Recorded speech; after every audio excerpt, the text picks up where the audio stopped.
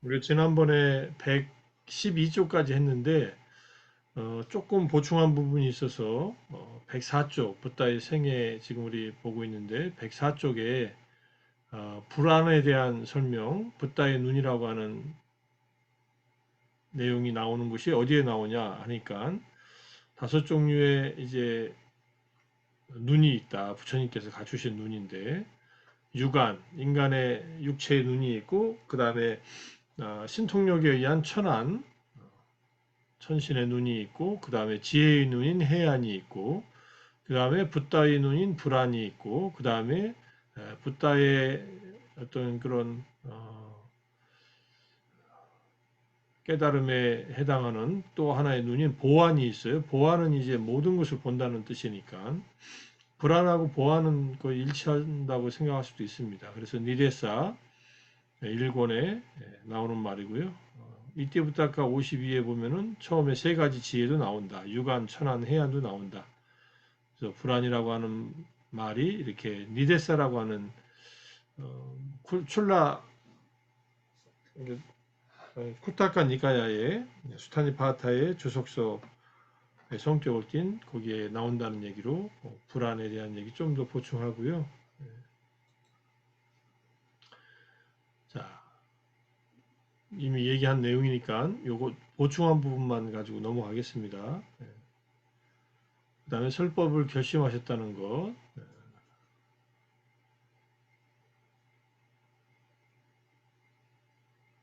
감노의 문은 열렸다. 귀를 가진 자 믿음을 보여라. 이렇게 말씀하셨다. 감노의 문이 열렸다 할 때 아빠루따라는 말이 쓰였다는 빨리어로 아빠루따 떼삼 아마따사 두아라 이런 말이 나오고요. 그 다음에 이제 우빠까 만난 얘기가 나오는데 우빠까 만난 얘기는 기본적으로 설명을 드렸으니까 근데 우빠까가 나눈 대화도 이제 말씀을 드렸죠. 이것도 우빠까가 부처님과 어떤 대화를 나눴는가. 그래서 무한한 승리자가 되었다. 이 말이 이제 성스러운 구암경에 마지막에 번역본의 1권의 637에서 639에 나온다는 것 말씀을 드렸고 그 다음에 우빠까 이야기도 이게 딕셔너리 오브 팔리 프로포네임 팔리 고유명사 사전에 나온다 이렇게 나와 있고요.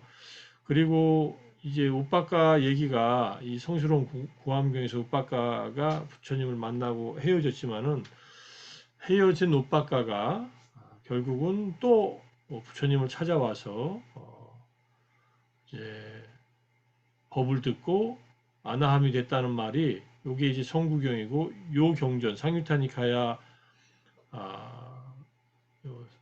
1권의 35페이지하고 60페이지 똑같은 경이 두 개가 나옵니다. 요 뒤에 나오니까요. 요 경전에 아위하라고 하는 무번천이라는 천상에 태어났다는 것, 요 얘기가 나와요. 그래서 요 얘기를 보니까 그 얘기를 좀 더 보충하면은 이렇게 나옵니다.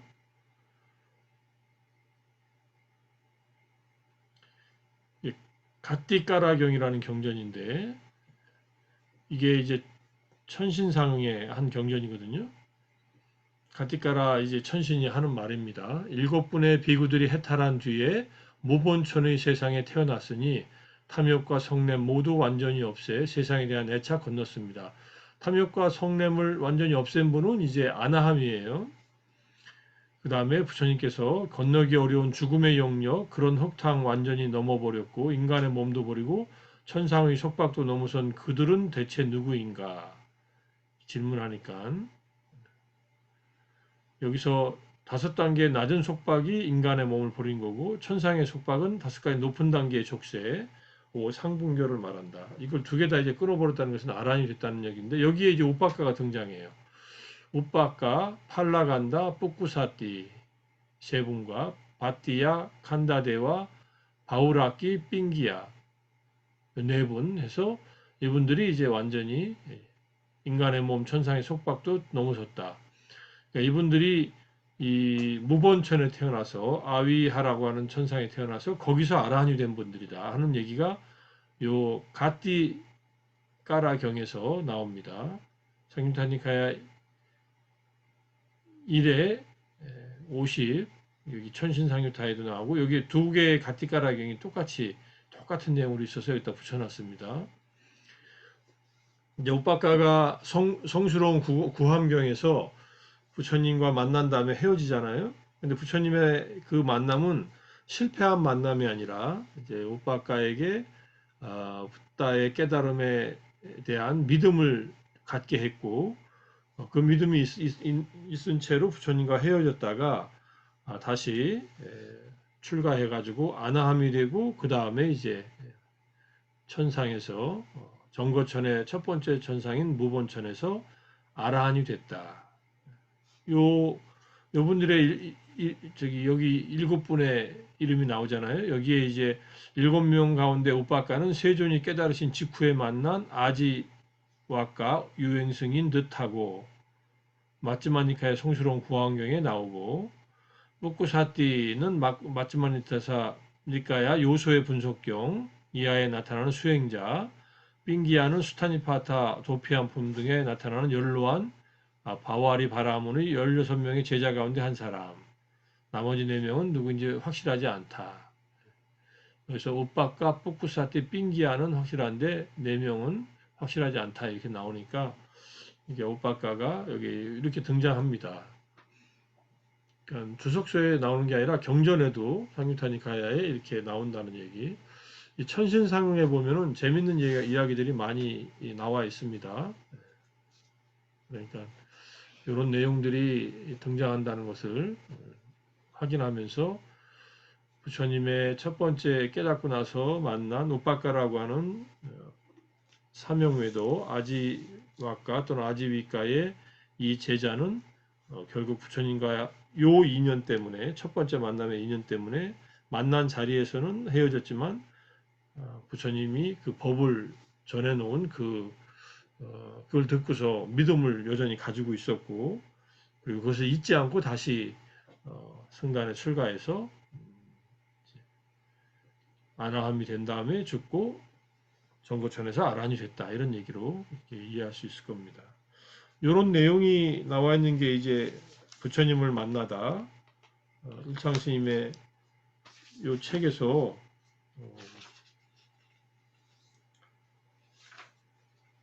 그 얘기가 자세히 나오고요. 여기에 이렇게 오빠가는 제일 처음 법을 듣기는 했지만 최초로 법을 증득할 인연이 없었기 때문에 깨달음을 얻지는 못했습니다. 다만 부처님께서 오빠가가 나중에 법을 증득할 인연이 있음을 아시고 법을 설하신 겁니다. 훗날 오빠가는 부처님을 찾아와 출가하였고 수행해서 아나함이 되었으며 죽은 후 무본천에 태어나 아라한이 되었습니다. 이렇게 이제 해설을 하고 있어요.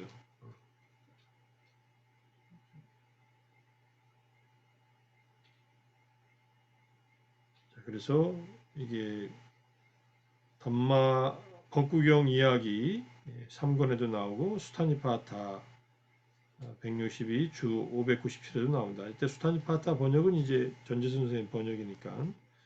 그래서 이 부처님을 만나다 일창스님의 이 책의 217하고 218페이지에 이 얘기들이 자세히 나오니까 나중에 또 참고해서 보시기 바랍니다.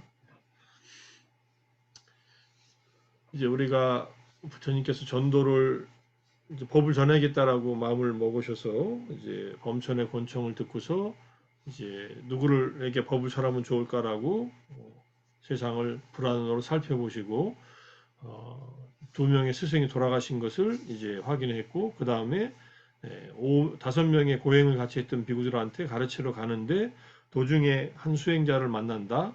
그 수행자를 만나기 위해서 부처님은 250km나 되는 곳을 이제 걸어가신다. 가시면서 첫 번째 만나서 그래도 대화를 나눈 이 오빠가가 이런 부처님하고의 만남을 통해서 결국은 부처님에 대한 믿음이 생겼기 때문에 당장은 아니더라도 깨달음을 못 얻고 헤어진 일이 있다 하더라도 나중에 다시 부처님을 만나서 이제 수행을 해서 아나함이 됐다는 것은 저는 이제 시사하는 바가 많다, 이렇게 생각합니다. 지난 시간에 말씀드렸지만은 당장 깨달음을 못 얻는 사람한테도 부처님이 필요하다면 법을 들려줘서 그 법을 들은 그 인연으로 인해서 나중에 다시 부처님을 만나던 그 법이 다시 되살아나서 이제 깨달음을 얻을 수 있는 그런 인연을 심어준다는 것이 중요하다. 그렇게 이해를 하는 것이 올바르다. 이게 인연 없는 중생이 아니라 부처님께서 인연을 심어놓은 그런 중생이다. 이렇게 누구에게인가 우리가 뭐 내가 알고 있는 단말을 기회가 될 때 이렇게 만나서 이야기해 주는 것은 도움이 된다는 그런 얘기입니다. 부처님의 하나의 전법의 방식이기도 하지만 그래서 지난 시간에 아자타 사투 왕도 얘기했고 대와다타 얘기도 했고 금생에 다들 오욕죄를 지어서 금생에는 깨달음을 얻지 못하지만은 담마의 씨앗을 심어놓은 두 사람이 이제 무간지옥에서 오욕죄를 지은 아버님을 죽이고 그 다음에 부처님 몸에 상처를 입힌 그 죄를 다 벗어나게 되면은 그때 다시 법에 대한 기억이 일어나서 홀로 부처님 없는 세상에 태어나서 홀로 수행해서 벽집을 뭐 같은 성자가 될 수 있다는 그 가능성을 심어놓았다는 것이 중요하다는 것. 이 얘기를 저는 이제 이렇게 우빠까 얘기도 그렇지만 아자타 사통에게 그렇게 법을 설했던 사문과경을 설했던 인연이나 또는 대화다타가 결국은 뭐 부처님을 이제 시해하려고 했지만은 대화다타를 그렇게 가르치려고 애썼던 그런 내용들은 불법을 이제 전파하는 데 있어서 굉장히 중요한 사건이었고 불교가 그다음에 내가 설령 살인자가 됐던 오욕죄를 지은 잘못된 어떤 그런 문제를 업을 아주 중한 업, 무거운 악업을 지었다 할지라도 불법을 배우는 것은 게을리하지 말라. 또 듣고 수행하고 이 생에 그 결과가 안 나타난다고 해서 포기하는 것은 어리석은 일이다. 왜냐하면 우리가 듣고 이해하고 실천한 만큼의 법은 우리에게 선한 업으로 작동하면서 언젠가 다시 이제 결과가 내 마음 안에서 이제 꽃이 핀다. 이렇게 이해해야 된다는 얘기입니다. 어쨌든 기회가 닿으면은 뭔가 법을 듣고 또 이해하려고 하고 또 수행을 할 만큼 또 하고 수행의 결과가 안 나타나는 것은 아직 그 수행이 무르익기 전이라고 생각하시면 돼요. 이유 없이 안 나타나는 것이 아니라 좀 더 밥이 다 되려면 뜸을 들여야 하듯이 좀 더 시간이 필요한 거예요. 그만한 조건화 과정이 더 필요하다. 이렇게 보셔야지 나는 결과가 안 나타나네 해가지고 쉽게 포기하면 안 된다. 물론 과거 생에 내가 만약 닦은 어떤 수행법이 있다 하면은 그게 이상의 두개 연결돼 가지고 빨리 나타나겠지만은 과거 생에 닦은 적이 없다면은 이 생에 닦아야죠. 또 닦아서 만들어야죠. 그런 과정이다라고 생각하고 남과 수행의 어떤 길에 있어서 수행의 경험을 비교하지 말고 참고해서 들을 말은 듣고 그 다음에 수행의 과정 속에서 타인을 비방하지도 말고 내 수행을 열심히 해나간다. 뭐 타인이 잘못했다면 잘못한 것을 또 기회가 닿아서 얘기해 줄 수는 있어도 비방할 필요는 없다. 이런 얘기죠. 자, 그래서 우빠까 이야기 요거를 이제 제가 이제 검색을 해봤더니 이게 나오더라고요. 우빠까를 경전이 없다 하는데 이게 뭔가 있을 텐데 힌트가 있을 텐데 하고 찾아봤더니 여기 천신상유타 안에서 있습니다. 그리고 천신상유타 안에 재밌는 경전들이 많아요. 이제 정거천에 태어난 천신들이 그뭐 전생에 과거불의 가르침을 듣고서 정거천에 태어나가지고 석가모니 부처님과 만나서 부처님께서 보통 올라가시든지 정거천의 천신들이 내려오지요. 그래서 그 천신들이 자기가 전생에 어떤 부처님 밑에서 수행하던 누구였는데 정거천에서 그동안 쭉 살아왔고 세종께서 다시 나타났다 하셔서 이렇게 뵙습니다. 이렇게 인사하는 경우들이 많아요. 굉장히 중요한 얘기예요, 사실은. 우리가 만약에 아나함이 돼서 정거천에 갈 수 있다면 그 정거천에서 있었던 많은 천신들을 만날 거고 성자가 된 천신들이죠. 아나함이나 아라한이 된 천신들을 만날 것이고 그들을 통해서 과거 생에 그분들이 수행했던 전생의 부처님들에 대한 이야기, 과거 칠불이든 그 이전의 부처님이든 그런 얘기를 들을 수가 있겠죠. 그런 뭐 정부처럼 천신들은 인간 세상에 내려온 일이 뭐 거의 없죠, 사실은. 새끼 꼭대기에 올라가 있다가 인간 세상에 당신이 대화를 나누고 공부를 할 만한 또는 뭔가 만나야 스승이 있다면 내려오죠. 부처님이 계시면 다시 내려와서 부처님에게 대화를 나누고 다시 올라가거나 이런 경우들은 있어도 인간 세상에 내려올 일이 없죠, 천신들이.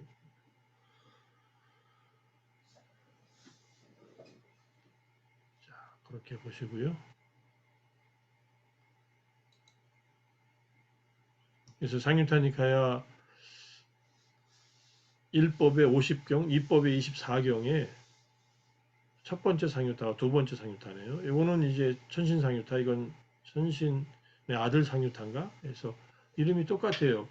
가띠까라경이라는 경전이 두 군데 똑같은 내용으로 나와요.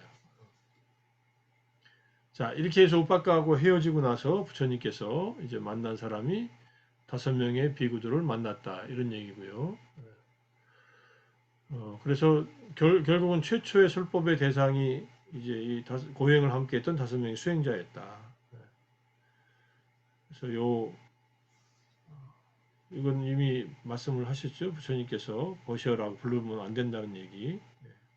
녹야원 안에 있는 담헤크 이 탑입니다. 이 탑에서 이제 5명의 비구들에게 처음으로 탑이 있던 자리에서 초전법령을 했던 내용. 여기까지 설명을 드렸죠. 여기까지인가? 조금 더. 오비구와 만남. 이게 이제 아까 우빠까하고 헤어진 게 25번이고요. 26번부터 이제 오비구와 만남을 얘기하는 이 성스러운 구암경 아리아 파리에사나 스타의 얘기입니다. 그래서 오비구는 멀리서 내가 오는 것을 보고는 합의했다. 저기 사문고타마가 오고 있다. 호사스러운 생활을 하고 용맹정진을 포기하고 사치스러운 생활에 젖어 있었다. 아무런 인사도 하지 말고 일어서지 말고 바루와 가사를 받아주지 맙시다. 앉을 자리 정도는 마련해 줍시다. 원한다면. 그래도 옛날에 정이 있으니까. 그래서 오비구들은 합의를 지킬 수가 없었고 마중 나와서 부처님에게 여러 가지 이제 바루를 받거나 바루 씻을 물을 가지고 오고 부처님에게 도반이여, 아우쏘, 버시어라고 불렀더니 부처님께서 열애를 이름으로 불러서는 안 되고 도반이여라고 불러서도 안 된다. 열애를 이름으로 불러서는 안 된다. 타타가타. 열애는 아라한이고 바르게 완전한 깨달음을 성취한 사람, 삼마 삼붓다이다.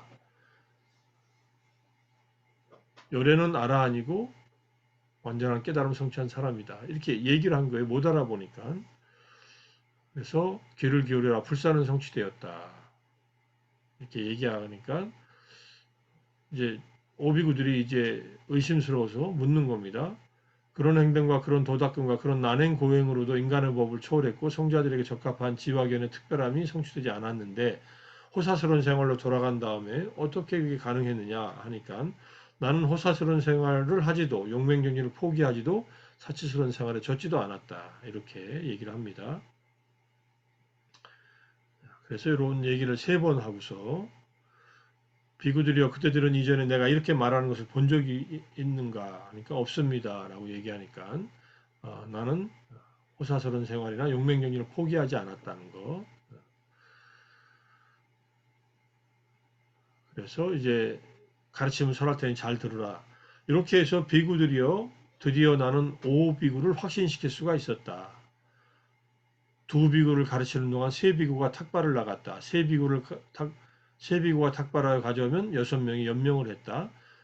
3비구를 가르치는 동안 2비구가 탁발을 나갔다. 2비구가 탁발에 가져오면 6명이 연명을 했다. 이제 부처님은 이 2명, 3명 조를 나눠서 2명이 탁발 나가서 음식을 가져오면은 그걸로 나머지 4명과 함께 6명이 이제 같이 음식을 나눠 먹고 또 3명이 가면 2명을 가르쳤고 여기에 이제 줄을 보면은 부처님께서 초하루부터 시작하여 비구들을 가르치기 위해 마을로 탁발도 가지 않은 것을 보였다. 부처님은 탁발 안 가시고 수행 주제에 대해서 일어난 때 번뇌를 제거하기 위해서 수행하다 보면은 문제에 이제 사로잡히잖아요. 네.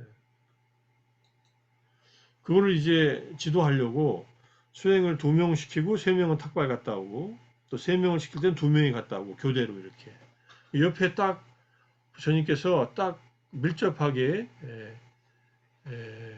이제 가르침을 이제 주었다 이런 얘기죠. 여기 밑에 보면 세종께서 공양도 걸으시면서 그들을 가르치실 때 왓바 장로는 초하룻 날에 예루자게 되고 근데 공양도 걸으시면서는 주석서에서 좀 아닌 것 같아요. 여기 보니까 2비구, 3비구가 가서 6명이 연명을 했다니까 이거 식사를 하신 거 아니에요. 연명을 뭐 식사를 하면서 하셨을 거 아니에요. 이렇게 보면은 만약에 이게 사실이라면 초전법륜경을 설하시고 비구들이 계속 수행을 하고 교대로 탁발라 갔다 왔다 하니까 적어도 며칠은 걸렸다 이거죠. 그날 만난 날 바로 팔정도를 설해서 그날로 다 수타원이 된 게 아니다. 이게 이제 성구경에 나오는 얘기거든요. 성스러운 구암경. 그러니까 요 말을 그대로 받아들인다면은 이제 전님의 가르침 다음에 계속 수행을 했다. 3명과 2명이. 그리고 그들이 수행하면서 나타나는 문제들을 부처님이 들으시고 그때그때 제거해 주셨다. 그렇게 이해할 수 있습니다.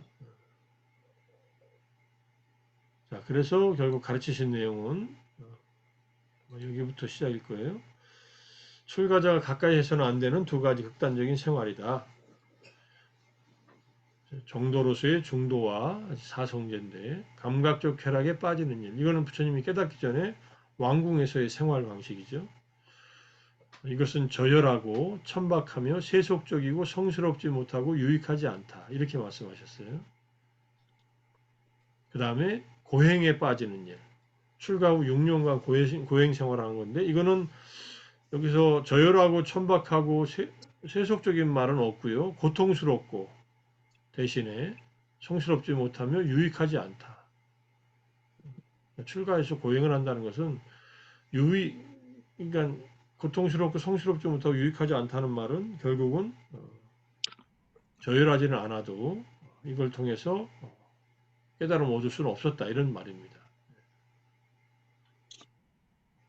자, 그래서 중도로서의 마찌마 빠띠빠다라고 합니다. 이때는 열반에 이르는 길을 설명하십니다.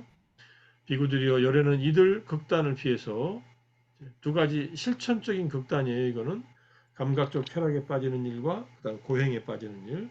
물론 이 실천적인 이 극단 생활의 배경이 되는 철학적 배경이 감각적 쾌락에 빠지는 사람들은 주로 단멸론자, 죽으면 끝이다라고 생각하는 자, 죽으면 모든 것이 사라지고 없어진다라고 생각하는 자들, 그들은 이제 이 살아있을 때 쾌락을 느끼는 것을 이제 목적으로 해서 사는 거죠. 쾌락을 느끼는 것이 진정한 행복이다라고 생각하고 사는 거죠.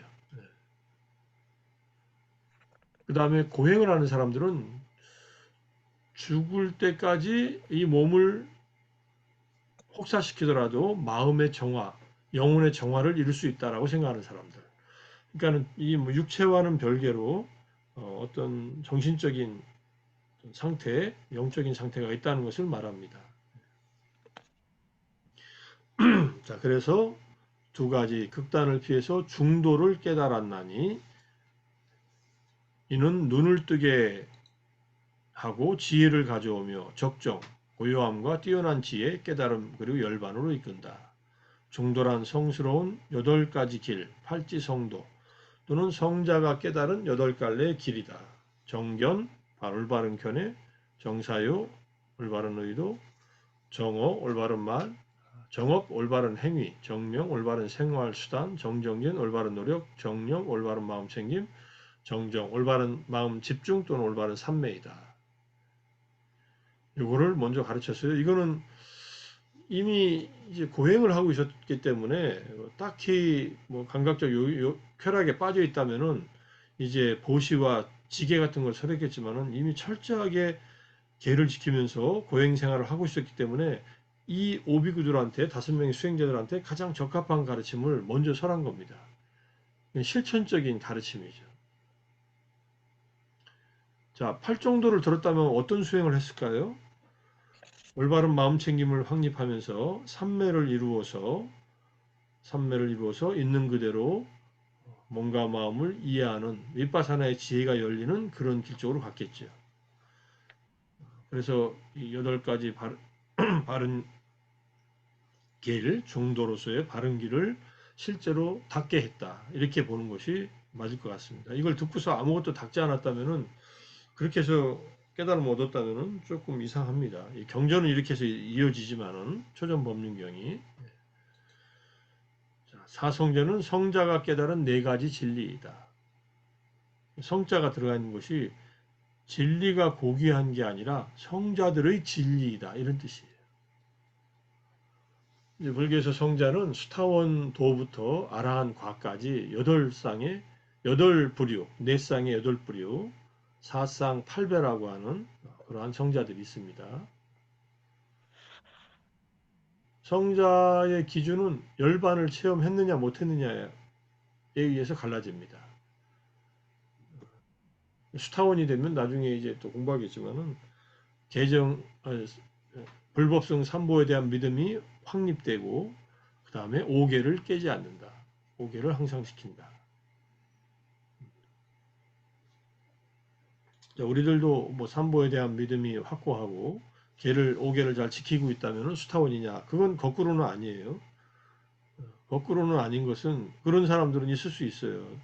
삼보에 항상 귀의하고 오계를 잘 지키는 사람이 있지만은 이제 수타원이 되면은 이 4가지가 확고하게 정립된다. 더 이상 그래서 악도에 떨어지지 않고 7생, 8번째 삶은 받지 않고 7생 안에 아란이 됩니다. 인간 세계에서 바로 아란까지 가는 경우도 있지만, 인간 세계가 아니라 천상에 올라가서 쭉 수행을 닦아서 아란이 되는 길도 있죠. 수타원이 되고 나서는 7생 삶을 받지 않는데, 만약에 수타원이 되고 더 수행해서 아나함이 됐는데 정거천에 태어나서 거기서 아란이 될 수 있으니까 얼마든지 뭐 그렇게 갈 수도 있고요. 일단은 성자가 되는 길에 들어선, 그런 흐름에 들어선 자가 바로 수타원이부터 시작해서 이제 불교에서 말하는 진정한 성자가 되고, 출세간, 세상을 초월한 그러한 어떤 지혜를 얻게 된다는 것. 이런 얘기들은 많이 들어서 이제 이해를 하시죠? 고통의, 성자들이 깨달은 고통의 진리, 이렇게 말하면 돼요. 고성제라고 할 때. 그 다음에 성자들이 깨달은 고통의 발생의 진리, 성자들이 깨달은 고통의 소멸의 진리, 열반이죠. 성자들이 깨달은 고통의 소멸에 이르는 길, 8정도의 진리. 이것들을 이제 부처님께서 깨달으셨다는 얘기를 하십니다. 고통이 무엇이냐, 고통의 발생이 무엇이냐, 고통의 소멸이 무엇이냐, 고통의 소멸에 이르는 길이 무엇이냐, 이렇게 먼저 가르치고, 그 다음에 고통은 이해해야 하고, 고통의 발생은 끊어야 하고, 고통의 소멸은 실현해야 하고, 고통의 소멸에 이르는 길은 닦아야 한다. 나는 고통을 완전히 이해했다. 고통의 발생인, 고통의 원인은 완전히 끊었다. 고통의 소멸은 실현했고, 고통의 소멸에 이르는 길은 완전히 닦았다. 닦아 마쳤다. 이렇게 부처님께서 당신이 깨달으신 길을 보여주시고, 이 사성제의 가르침을 듣고 나서 오비구들이 한 명씩 순서대로 수타원이 되죠. 수타원이 된 것도 하루만이 아니라는 게 아까 그 주석서에서 보면 나와 있잖아요. 다시 주석서에 잠깐 돌아가면은 여기에 초하루부터 시작하여 그 비구들을 가르치기 위해 마을, 여기 5명의 비구들에게 콘단냐 장로를 증인으로 하여 사성제에 대한 초전법문경을 설하셨다. 예리권을 얻었다는 거. 그 다음에 여기 왓바 장로는 처음에 콘단냐가 깨닫고, 왓바 장로는 초하루 날에, 바띠아 장로는 둘째 날에, 마하나마 장로는 셋째 날에, 아사지 장로는 넷째 날에, 그 다음에 빠까 장로는 5째 날에 예류자가 되었다.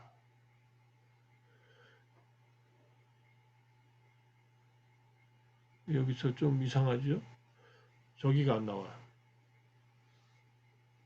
왓바가 저기는 아닌데 5명의 이름은 콘단냐, 왓바, 그 다음에 바띠야, 마하나마, 아사지까지인데 빠카가 왜 나오는지 모르겠어요. 빠카.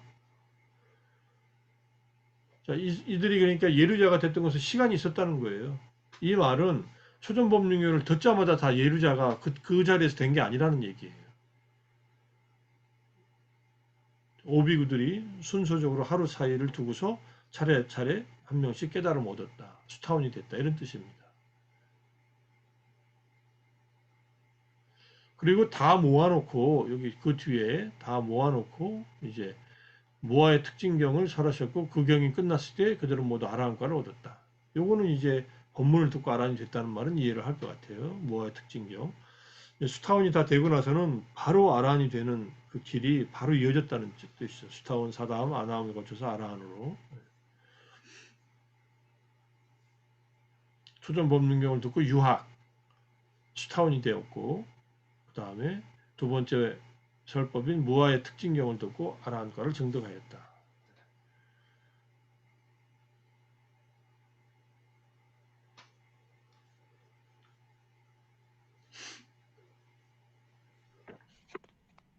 자, 그렇다는 얘기고요. 자, 그래서 이게 순서가 이렇게 돼요. 안냐 콘단냐가 첫 번째, 와빠 바띠야 마하나마 아사지 요 5명이에요. 아까 주석수에서 한 명 더 나오는데 그분 이름은 여기 안 나오죠. 그래서 왜 그게 나왔을까 생각이 듭니다. 콘단냐 전자가 깨닫고 그 다음에 하루니까 총 이제 이틀, 3일, 4일, 5일 정도 걸린 거죠. 5명이. 콘단냐 전자가 깨닫고 나서 다른 이제 왓바나 바띠아나 마하나마나 아사지 이 네 분이 순서적으로 하루 차이를 두고서 이제 깨달았다. 이때 이제 깨달은 법이 생겨나는 속성이 있는 것은 소멸하는 속성을 지닌다. 양끼찌 삼무다야담맘 사빤땀 니로다담맘 이러한 연기 법송, 이걸 연기 법송이라고 그래요. 연기법의 내용을 담은 개송이죠. 수타원이 된 후 부처님의 제자가 되었다. 이분들은 그래서 승보, 정자인 승려를 승보라고 합니다. 승보가 탄생했다는 얘기. 양끼찌 삼무다야 담맘 사빰땀 니로다 담마라는 말은 생겨나는 속성을 가진 것들은 전부 다 소멸하기 때문에 이것은 전부 다 고라고 하는 이해가 생긴 거고 그 고통은 소멸한다는 것. 니로다 담마에 대한 소멸하는 속성을 가진 것을 끝까지 추구하면은 결국 니빠나의 체험이 온다는 거예요. 간단한 얘기지만은 이것을 생겨나는 속성을 가진 것들은 모두 유의법이고 유의법들의 마지막 사라짐인 열반에 대한 체험, 니로다 담마, 소멸하는 속성을 가진다는 것을 열반을 체험하면은 열반 아닌 유의법들은 전부 다 생멸하는 법들, 무상하고 고이고 무아인 특성을 가진다는 것을 알게 되고 열반은 무상하지 않고 고가 아니고 그 다음에 이제 영원하고 자아에 속한 것은 아니라고 하는 그런 자각이 일어나는 거죠. 이 연기 법송 양끼치 사무다야 담마 사빤담 니로다 담마이라는 말은 이건 이제 부처님 이 오비구들이 깨닫고 나서 그 다음에 아사지 존자가 사리푸타 존자한테 설명한 얘기 이게 기본적으로 이걸 통해서 열반의 체험이 일어날 수 있을 만큼 수행이 이제 성숙된 분들이죠.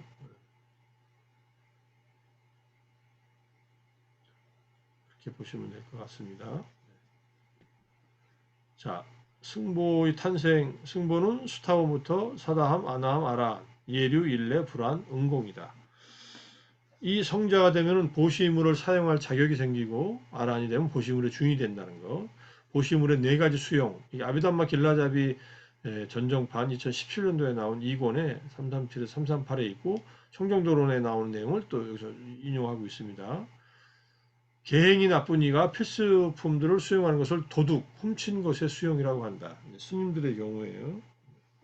그 다음에 개를 지니는 이가 반조하지 않고 수용하는 것을 빛낸 것의 수용이라고 합니다.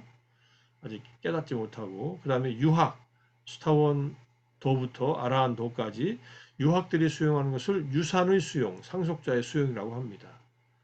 유산을 물려받았을 때는 뭐 자기 것이 되는 거죠. 아라한들이 수용하는 것을 주인 수용이라고 합니다.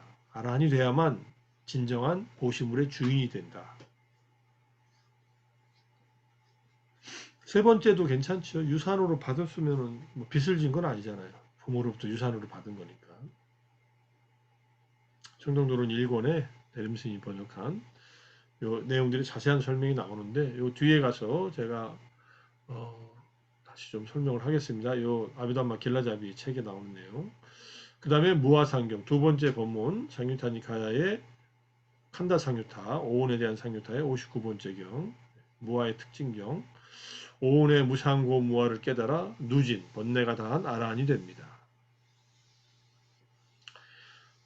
상유타니카야 이 22번째 122번 경 개경에서는 예류 일례 불안 아라한에 이르는 모든 방법을 오치원 집착된 오온의 무상고 병 종기 쇠살 재난 질병 공환견 무아라고 현명하게 주의를 기울여라. 주의를 기울여서 오치원의 무상고 무아를 꿰뚫는 것. 그것이 바로 이제 수행의 일관된 길이다 이렇게 얘기를 합니다. 그리고 나라고 생각하고 있는 이 몸과 마음이 일어나는 경험들 또 거기에 대한 집착이 모두 무상고 무아라는 것을 꿰뚫고 들어가는 것. 생겨나는 것은 괴로움이고 사라지는 것도 괴로움이다. 이렇게 괴로움이 생겨나고 사라지는 것을 끊임없이 보다가 그게 괴로움 자체가 오치온이 괴로움이잖아요. 오치온 고라고 했으니까. 그러니까 관찰의 대상은 오치온이고 관찰의 대상은 생겨났다 사라지는 것이니까 사라지는 것을 관찰하는 것도 그것도 다 오치온에 대한 경험들이죠. 교수님, 예, 여기서 보니까 지금 아라한이 되는 길은 온하고만 관련이 있네요. 그러니까 그러면 불교에서는 그 음, 어떤 객관적인 세계는 없다라는 것이 요것을 보니까 확연하게 나오는데요. 그죠? 아니요, 그게 모든 아니라 것은, 예. 근데 여기서는 온의 무상, 고무와, 그러니까 오치온인데 오치온을 안팎으로 관찰하잖아요. 오치온은 아, 내 자신에 대한 것도 깜빡이를. 관찰하지만 타인에 대한 오온도 관찰하고 세곤의 경우에는 물질 세계도 있잖아요. 아, 그렇게 봐야 밖에 있는 되는군요. 물질 세계는 그 전부 다 물질 세계 전체. 아, 그러니까 온이라는 것이 나만이 아니라 안과 밖으로 해서 나와 타인도 들어가고 외부 세계도 들어간다 이렇게 봐야 그렇죠. 그게 되는군요. 다 들어가죠. 예, 예. 어떤 물질이라도 과거에 있었던 거나 현재에 있는 것이거나 미래에 있을 것이거나 그러니까 물질 세계를 다 포함해요. 근데 그 일부의 물질 세계가 이 몸을 구성하고 있는 것으로 이제 파악하는 거니까 물질로 이루어진 이 몸, 특히 4대 지수화풍 4대 네 가지 근본 물질로 이루어진 이 몸에 대해서도 관찰하고 밖에 있는 그 세곤에 대해서도 그렇게 관찰하고 타인의 몸에 대해서도 그렇게 관찰하니까 단순히 그냥 주관적인 것은 아니에요. 초기 불교는 기본적으로 외부 세계가 실제한다라고 보는 거예요. 이, 이, 지금 우리가 살고 있는 이 세계, 우리의 환경 세계. 그것은 뭐 누가 만든 것이 아니에요. 그냥 있는 것이에요. 근데 그것을 대상으로 인식을 일으켜서 알물 일으켜서 거기에 대한 판단, 탐진치에 의해서 인간들은 외부 세계, 자신의 몸, 타인의 몸에 대해서 계속 탐진치의 반응을 일으키고 사는 거죠. 그게 문제죠.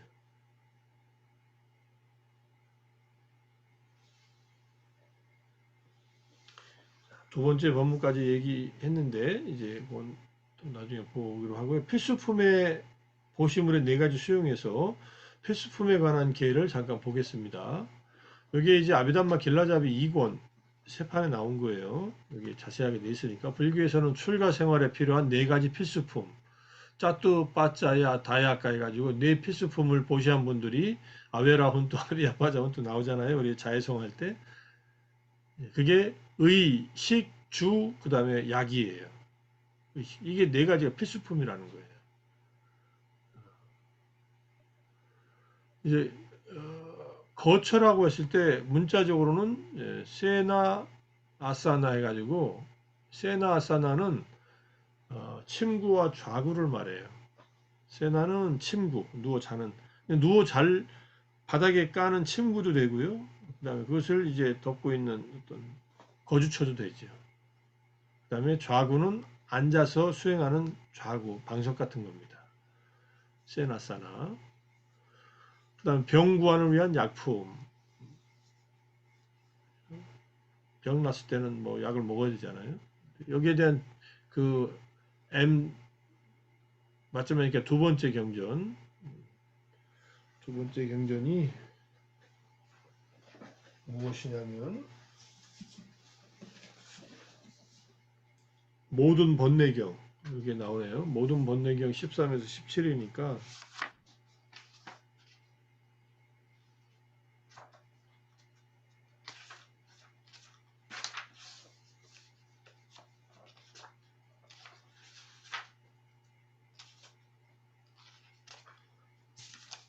이게 수용함으로써 없애야 할 번뇌들이 나오네요. 그래서 의식, 주, 그 다음에 거처, 그 다음에 약품까지 나옵니다.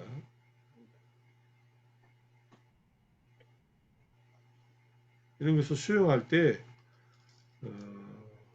다 몸을 이제 보호하기 위한 것이지 집착하기 위한 것이 아니다. 이런 얘기고요. 자, 어쨌든 이런 필수품을 사용하는 목적을 항상 반조는 숙고한다는 거예요. 사유한다는 거. 해보고 사용해야 하는 것을 강조하고 있습니다. 그래서 청정도론의 이제 123절 1권에 보면은 생계의 청정을 정진으로 성취하듯이 필수품에 관한 개는 통찰지로 성취해야 한다. 생계의 청진이라는 말은 스님들은 생계수단을 이제 탁발을 하면서 의식주와 약을 얻어서 생계를 유지하잖아요.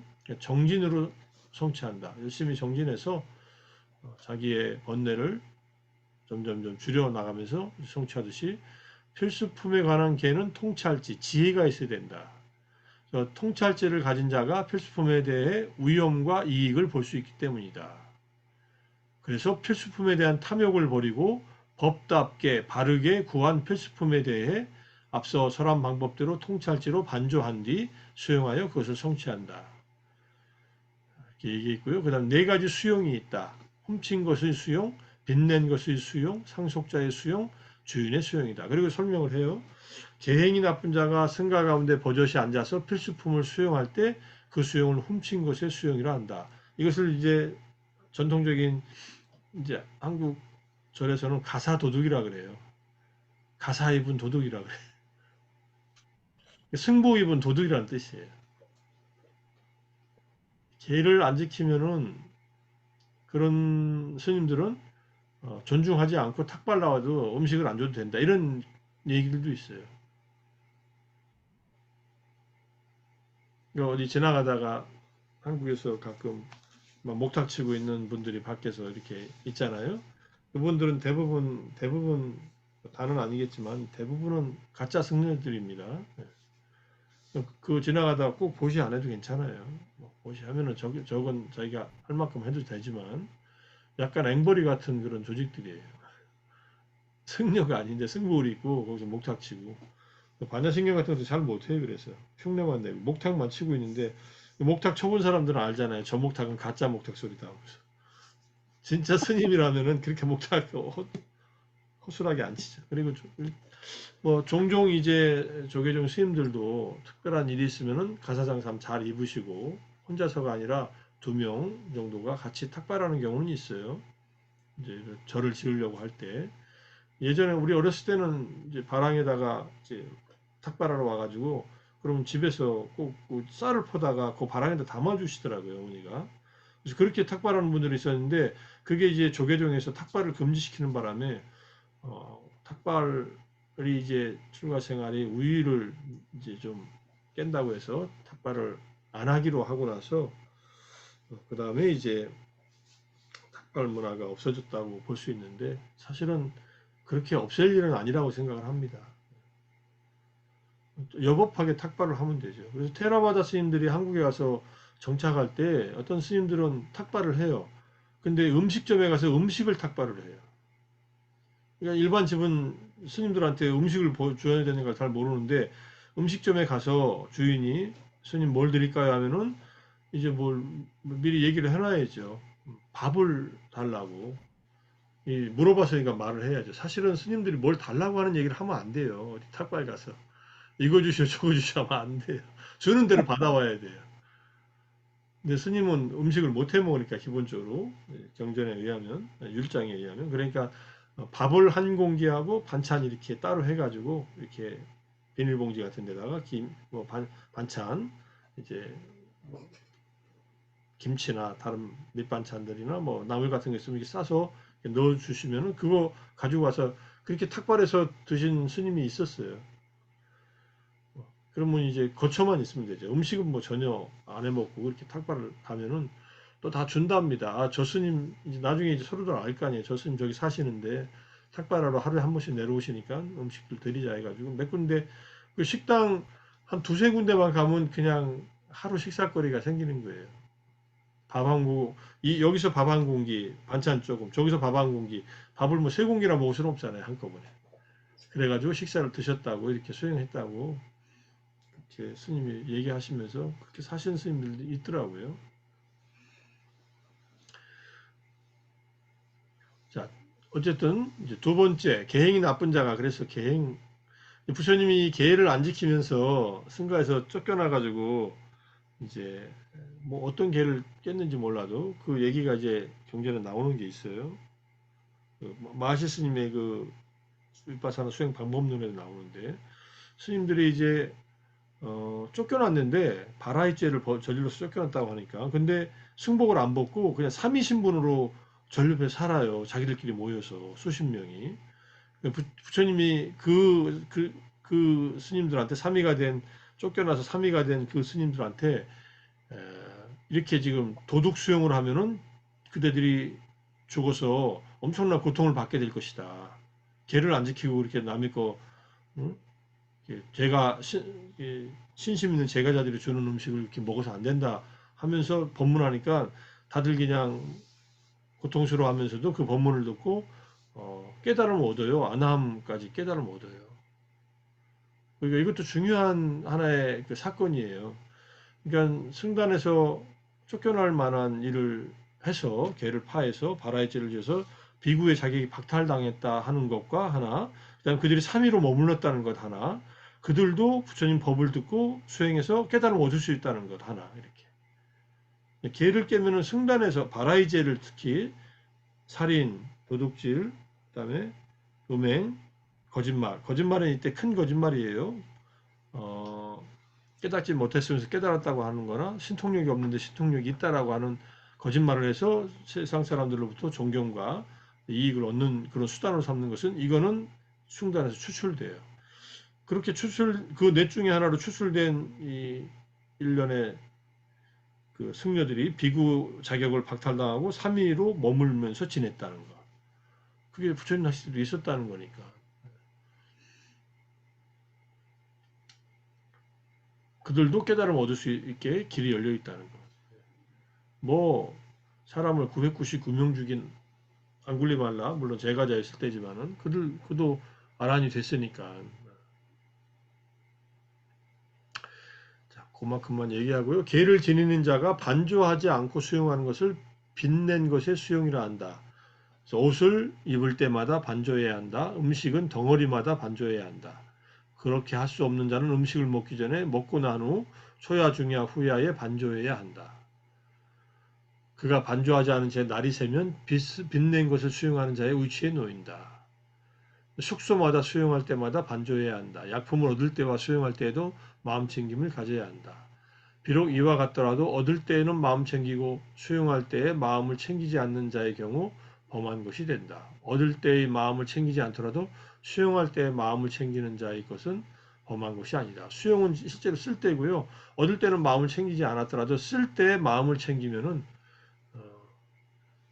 이 음식들은 누가 준 것이고 그리고 그것을 마음 챙김을 통해서 받아서 쓰면은 이제 이렇게 빚낸 것의 수용은 아닐 수 있다. 또 어떤 곳에서는 이제 자애의 마음을 일으켜서 수용을 하면은 빚낸 것이 아니다. 이렇게 하는 가르침도 있습니다.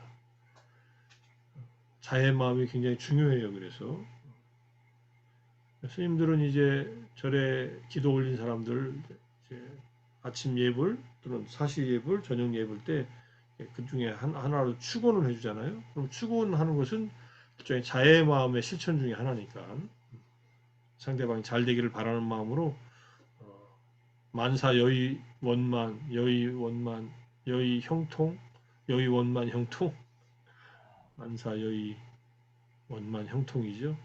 모든 것이 다 잘 되기를 기원해주는 마음으로 자애의 마음을 일으키죠. 그러면은 이제 2번에 해당하지 않아요. 빚낸 것이 아니게 된다. 항상 수용할 때마다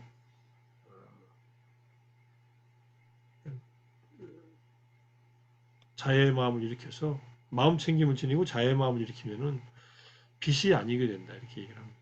그러니까 범부인 채로 누군가가 뭔가 제공한 것을 내가 받을 때는 그런 마음을 일으켜라.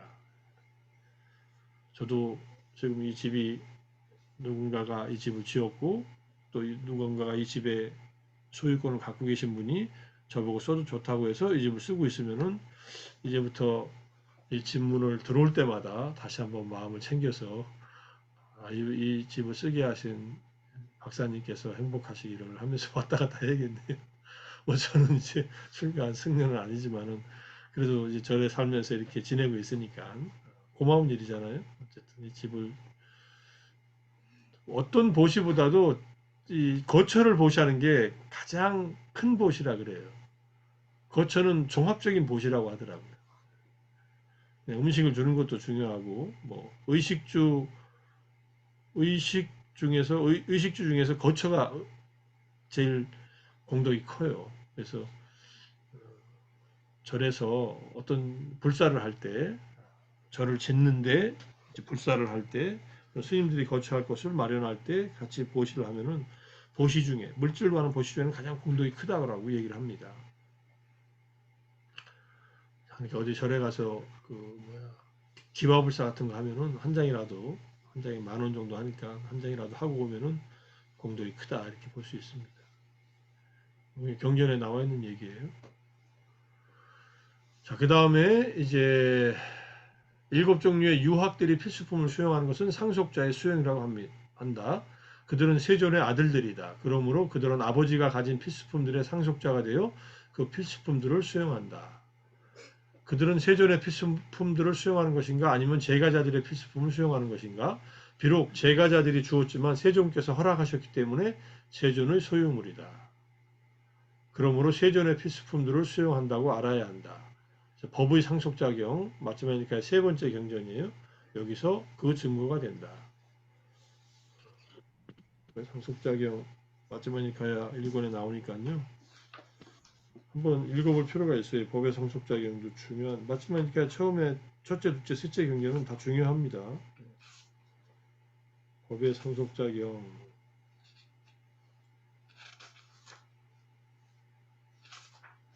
어, 교수님, 예, 예. 우리 일반 사람들이 만약에 내가 굉장히 악한 마음을 가지고 있는데 다른 사람이 나한테 좋은 걸 많이 이렇게 베푸는 사람이 있지 않습니까? 그런 주위 사람이 나한테 많이 베풀었을 때와 내가 좋은 마음을 가진 사람인데 주위 사람이 나를 베풀었을 때 내 업과는 뭔가 관계가 되나요? 그러니까 내가 만약에 굉장히 악한 마음을 가진 사람이었을 때 남한테 못을 받았고 그다음에 내가 좋은 마음을 아니, 나라고 하니 그렇다. AB라는 사람이 있는데 B라는 사람은 좋은 마음을 가진 사람한테 다른 사람한테 많은 베품을 받았다. 똑같이 베품을 받았지만 그 사람의 상태가 어떠냐에 따라서 그 사람의 업의 무게가 달라지게 될까요? 받는 사람의 마음의 이 정화 정도에 따라서 베푼 예, 사람이 공덕의 크기가 달라져요. 예, 예. 그렇지만 그거는 받는 사람은요. 거기에 받는 사람은 여기서 이걸로 적용한다면 이제 예, 그렇죠. 훔친 것의 수용이 될 수도 있고 빚낸 예, 것의 수용이 될 수도 있죠. 그게 우리에게도 적용된다라고 봐야 우리도 되는 적용될 거죠. 수 있다고 저는 예, 생각해요. 이거는 물론 예, 승가에 관련된 계지만은 예, 출가한 스님들은 근데 엄격하게 적용되지는 않지만은 원리가 같다면은 내가 예, 계를 전혀 지키지 않으면서 뭔가 세상에서 뭔가 이렇게 예, 필수품을 예, 조달받아 산다면은 약간 훔친 것에 가까워진 그런 일을 하게 되겠죠. 예, 알겠습니다. 아니면 빚낸 것이 되거나 예, 빚지거나 과거의 복을 까먹거나 둘 중에 하나라고 생각합니다. 어떤 것인지는 몰라요, 사실은. 뭐 두 개가 같이 결합되어 있을 수도 있고. 자, 부처님께서 법의 상속작용에서 그대들은 내 법의 상속자가 되지 재물의 상속자가 되지 말라. 나는 그대들에 대한 연민이 생겨서 어떻게 나의 제자들이 재물의 상속자가 아니라 법의 상속자가 될까라는 생각을 했다. 내 법의 상속자가 되지 못하고 재물의 상속자가 된다면 그대들은 그 때문에 스승의 제자들은 법의 상속자가 아니라 재물의 상속자로 머문다라는 비난을 받을 것이다.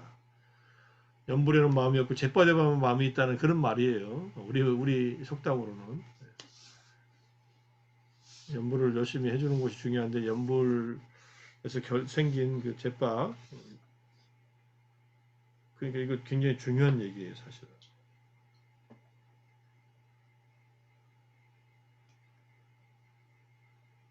나중에 법의 상속작용 우리도 마찬가지예요. 저는 뭐 제가자들도 어느 정도 제가자들한테 엄격하게 다 적용되지 않는다는 거 일단 전제를 하되 연결될 수 있죠. 부처님의 법을 만나서 부처님의 법의 상속자가 되려고 우리가 수행하고 공부하고 해야지 재물의 상속자가 되면 안 된다. 재물은 아주 나무로 보면은 이제 잎사귀 같은 것에 불과하다. 이렇게 얘기를 한 것이 또 비유가 있으니까요. 그리고 계를 지키는 것은 뭐 겉껍질에 비유하고 그다음에 삼매를 닫고 지견을 갖추는 것은 속껍질에 해당하고 그다음에 뭐 지혜를 갖추는 것은 그 안에 또 속 나무 제목이고 그다음에 마지막에 이제 완전한 해탈을 얻는 것이 바로 가장 단단한 나무의 그 심재 가장 속에 있는 단단한 부분에 해당한다 이렇게 얘기를 하니까 잘 저도 계속 이렇게 되새기면서 주의를 하면서 이렇게 수용해야 된다는 것을 이제 좀 더 마음에 두고 있습니다. 그 다음에 네 번째, 번뇌다한 자, 아라한들이 수용하는 것을 주인의 수용이라고 한다. 그들은 가래의 속을 벗어났기 때문에 주인이 되어 이것들을 수용한다. 가래를 벗어났다. 가래를 벗어났으니까 이 들어온 보시물에 대해서 어떤 욕망도 없어요. 개인적으로 그걸 취할 마음도 없고 아무리 좋아도 자기가 자기 것으로 하지 않아요. 그러니까 주인의 진정한 노릇이죠. 주인은 자기가 갖고 있는 재물을 적재적소에 쓰잖아요. 그런 주인의 자격을 갖게 되는 거. 그러니까 우리는 1번을 하면 안 되고 2번 중에서 빚낸 것의 수용이 빚이 되지 않도록 끊임없이 자애심을 늘 일으키면서 우리에게 그러니까 우리가 식당에 가서 밥을 먹더라도 이 음식을 여기까지 내가 먹도록 준비해 준 모든 인연들이 행복하기를 이렇게 식사하기 전에 한 방울의 물에도 천지의 은혜가 있고 막 이러는데 천지의 은혜만 있는 게 아니라 뭐 물을 나한테 가져오기까지 다양한 조건들이 있잖아요. 그래서 필수품에 관한 게 좀 알아봤습니다. 갑자기 이제 옆으로 튀었죠. 옆길로 샜다고 그러다. 옆길로 새는 얘기가 중요한 얘기들도 많이 있을 수 있으니까. 자, 이게 필수품에 관한 기회에 대한 얘기. 그 다음에 야사의 친구와 55명의 아랑. 제가자로 아라한이 된 야사의 출가. 야사라는 젊은이가 마치 서가모니 부처님이 왕자 시절에 고민했던 내용과 같은 비슷한 고민으로 부처님이 계신 이 이시파타나 미가다야 그러니까 선인들이 내려오는 이 녹야원에서 부처님께서 계실 때에 이제 오비구들은 다 아란이 됐고 야사가 출가하는 것을 이제 집을 뛰쳐나와서 막 괴로워서 이제 실존적 괴로움에 빠진 거죠. 이 인생에 무슨 의미가 있는가? 우리가 내가 이렇게 살아야 되는가? 그래서 뛰쳐나와 가지고 부처님이 야사를 만나려고 딱 다가가서 야사를 만납니다. 야사를 만나자마자 머리가 긴 채로 출가하지 않은 채 단계적인 설법을 해줘요. 보시지게 천상에 이르는 길을 가르쳐주고 그것을 알아듣고 믿음을 일으키니까 사성제를 가르쳐줘요. 그 즉시. 그래가지고 그날 아라한이 돼요. 머리를 기른 채로. 근데 아란이 돼가지고 이렇게 있는데 이게 야사고요. 여기 야사의 아버지가 찾아와요. 근데 여사가 옆에 앉아 있는데 아버지는 야사를 못 봐요. 부처님께서 야사를 이렇게 뭐 보이지 않게 가려요. 부처님의 신통력으로. 그리고 야사는 이제 아란이 돼가지고 옆에 앉아 있고 야사의 아버지가 왔을 때 이제 아들을 찾아왔다 하니까 무슨 일이냐 해가지고 알고서 얘기하다가 야사의 아버지한테도 똑같이 이 보시지게 천상의 가르침을 주고서 두 야사의 부모가 이제 부처님께 귀해하고요. 그 다음에 이제 이 아버지가 부처님을 만난 자리에서 이제 수타원이 되는 어떤 그런 사건이 일어날 거예요. 부처님에 대한 이제 신앙심을 고백하고 삼보에 대해서 믿음을 일으키니까 그때 야사를 보이게 해요. 야사 모습을 나타나고 야사가 이제 부처님을 따라서 출가하고 싶다고 하니까 허락해주고 그다음에 아라한이 되고요.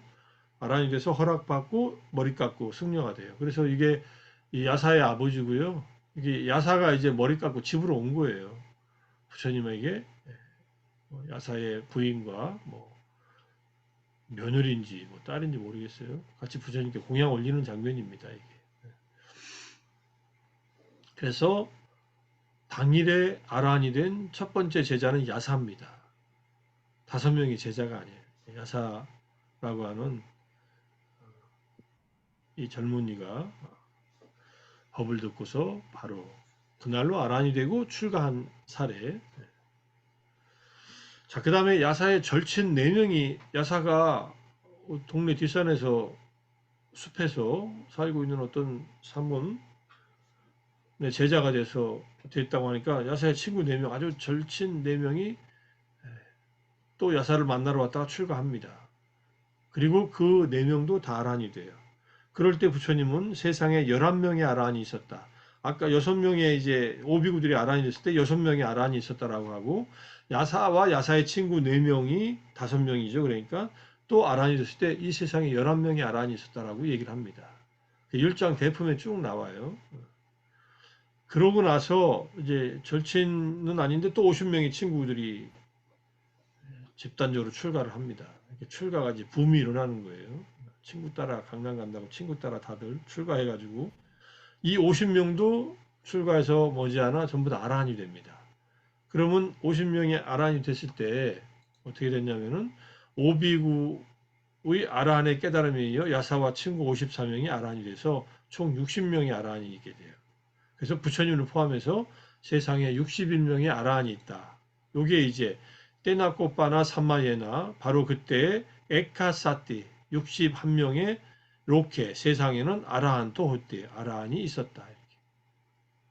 이런 구절이 이제 1장에 나와요. 61명은 굉장히 의미가 있어요. 부처님을 포함해서 61명의 아라한이 되었을 때 부처님이 이들을 이제 전도 선언, 이제 세상을 향해서 이제 법을 전하러 나가라고 이렇게 얘기를 합니다. 근데 이제 계속 6명의 아라한이 있었다, 11명의 아라한이 있었다, 61명의 아라한이 있었다 하니까 이 아라한들의 깨달음과 붓다의 깨달음을 동격으로 놓고 보는 경우들이 있는데 그건 아니에요. 아라한이 6명이고 그 다음에 11명이고 61명이라고 했지 붓다가 6명, 11명, 61명이라고 한 적이 없어요. 일단 아라한들이 있었다는 얘기예요.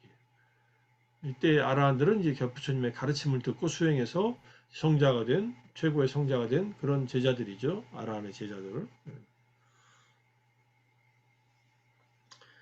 자, 그래서 전도 선언을 하게 됩니다. 자, 붓다를 포함한 세상에는 61명의 아라한이 생겼을 때 전도 선언을 한다. 비구들이여 나는 인간과 천상의 모든 올가미에서 해방되었다. 이때 올가미는 마라의 올가미 해가지고요. 감각적 쾌락의 올가미 이렇게 얘기를 합니다. 물론 전에 써놓은 거에서는 족쇄라고 해놓고 오하분결, 오상분결이라고 했지만 그렇게 해도 마찬가지 맞아요. 올가미는 번뇌 전체 낄레사 빠사라고 해서 빠사라고 해가지고 번뇌의 올감이니까 5가지, 10가지 족쇄로 얘기해도 괜찮습니다. 정확하게는 올감이라는 말이다. 그대들도 역시 인간과 천상의 모든 올가미로부터 해방되었다. 인간의 올가미는 오하분결, 천상의 올가미는 오상분결 이렇게 이해해도 돼요. 천상 중에서 새끼, 무새끼에 대한 올가미니까. 비구들이여 이제 나아가 많은 사람들의 이익과 행복을 위해 이 세상에 대한 자비심에서 신들과 인간들의 이상과 이익과 행복을 위해 편력하라. 두 사람이 한 방향으로 같이 가지 말라. 그래서 시작도 훌륭하고 중간도 훌륭하고 끝도 훌륭한 이 법을 의미와 표현을 갖추고 더할 나위 없이 완벽한 이 법을 전하라. 청정한 삶을 완전하고 순결한 이 성스러운 삶을 선포하라. 세상에는 눈이 과히 흐리지 않은 사람도 있는데 법을 듣지 못하면 그런 사람들마저 정도 바른 길에 들어설 기회를 놓치게 되고 말 것이다. 세상엔 법을 이해할 수 있는 사람들도 있을 것이다. 이게 당신이 법을 설하기로 결심했을 때의 마음을 그대로 60명의 제자, 아라한 제자들에게 얘기를 한 겁니다. 비구들여 나도 법을 설하기 위해 우르웰라에 있는 장군촌 세나니가마로 갈 것이다. 이게 상유타니카야 1권 407, 408페이지에 나오는 마라의 올가미경 두 번째 경입니다. 부처님께서 법을 펼치시는 이유와 목적, 자신의 궁극적인 삶의 목적을 이룬 성자 아라한이 해야 할 일은 신중하게 남을 돕는 일이다. 이때 신중하게라고 내가 써놓은 것은요. 여기에 시작도 훌륭하고 중간도 훌륭하고 끝도 훌륭한 이 법을 의미와 표현을 갖추어서 말하라 이렇게. 처음도 좋고 중간도 좋고 끝도 좋고 이건 나중에 또 다시 해석하겠습니다. 신중하게 남을 돕는 일이다. 경솔하게 돕지는 않았다는 얘기예요. 왜냐하면은 그렇게 막 해봐야 못 알아듣는 사람들은 못 알아들으니까 눈이 있고 들을 만한 믿음을 일으킨 사람들에게 이제 신중하게 법을 전하라 이렇게 이해할 수 있겠죠. 그래서 번뇌가 적어 법을 들으면 궁극적인 행복을 얻을 수 있는 이들을 위해 법을 전하는 일이 이제 아라한들이 해야 할 일이니까 굉장히 중요한 말입니다. 아라한들은 가만히 있지 않았어요. 부처님 당시 때 아라한이 된 성자들은 끊임없이 법을 전하고 다녀요. 신중하게.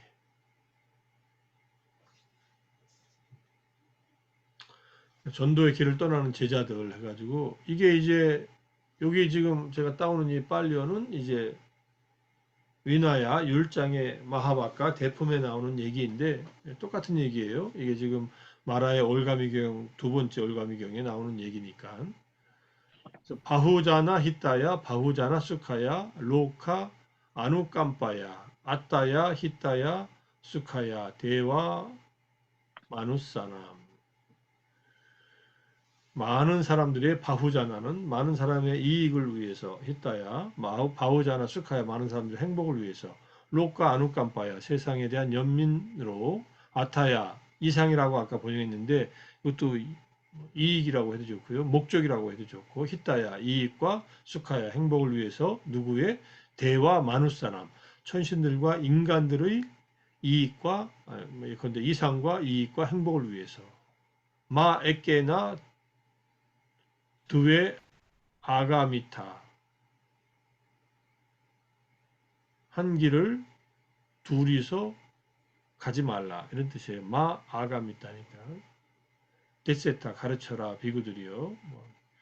반말을 가르쳐라 아디 깔려나 마찌에 깔려나 처음도 좋고 중간도 좋고 끝도 좋은 본문을 설해라 이렇게 얘기고요. 마지막에 이제 아함비 나도 비구들이요 예나 오르벨레나 세나니가모 때나 우파상까미쌈이 담마 데사나야 법을 가르치기 위해서 우르벨라에 있는 세나니가마 장군촌 그곳으로 갈 것이다. 이 장군촌에 간 이유는 1000명의 카사파 삼형제가 지도하는 그 수행자들을 교화하기 위해서 장군촌으로 갑니다. 부처님의 이제 전도의 전략이에요. 이제 강무 스님이 이제 강의한 거 보니까 여기로 간 이유는 이 세 명의 가섭 사명자가 이끄는 500명, 300명, 200명 다 합해서 1000명의 제자들이 있었는데 가섭 사명조 중에서 우르엘라 가섭 가장 큰 형이 마가다의 빈비사라 왕의 스승이었답니다. 빈비사라 왕이 이 가섭 사명자들을 존경하고 그들한테 가서 늘 법을 들으니까 부처님께서 빈비사라 왕을 만나러 어차피 마가다국으로 가야 되는데 가섭 삼형제를 다들 제자로 만들고 함께 가요. 함께. 굉장히 중요한 사건이죠.